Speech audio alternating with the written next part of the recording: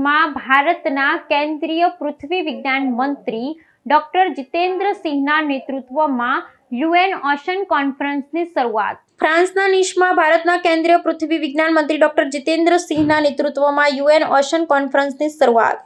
ફ્રાન્સના નિશ શહેરમાં ત્રીજી સંયુક્ત રાષ્ટ્ર મહાસાગર પરિષદની શરૂઆત ફ્રાન્સના રાષ્ટ્રપતિ ઇમેન્યુઅલ મેક્રોનના ઉદ્ઘાટન ભાષણ થઈ હતી। આ પરિષદમાં વિશ્વના 150થી વધુ દેશોના પ્રતિનિધિઓએ ભાગ લીધો છે, જેમાં ભારત તરફથી કેન્દ્રીય પૃથ્વી વિજ્ઞાન મંત્રી ડોક્ટર જીતેન્દ્ર સિંહ ઉચ્ચ સ્તરીય પ્રતિનિધિ મંડળનું નેતૃત્વ કરી રહ્યા છે।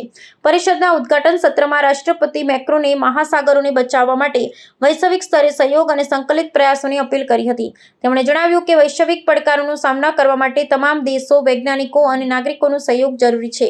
યુનાઇટેડ નેશન્સના મહાસચિવ એન્ટોનિયો ગુટેરેસે પણ પ્રતિજ્ઞાઓ લાવવા માટે દેશોને પ્રોત્સાહિત કર્યા હતા અને આશા વ્યક્ત કરી હતી કે એક સાથે મળી મહાસાગરોની રક્ષા માટે મહત્વપૂર્ણ પગલાં લેવામાં આવશે। આ પરિષદમાં વિવિધ ઓશન એક્શન પેનલ્સ યોજાઈ રહી છે, જેમાં સરકારો, યુએન સંસ્થાઓ, વૈજ્ઞાનિકો, ઉદ્યોગ જગત, યુવાનો અને સ્થાનિક સમુદાયો પ્રતિનિધિઓ ભાગ લઈ રહ્યા છે। ભારતે મહાસાગર સંરક્ષણ અને ઓશન ઓબ્ઝર્વેશન ટેકનોલોજીમાં પોતાની ભૂમિકા મજબૂત બનાવવાનો સંકલ્પ વ્યક્ત કર્યો છે।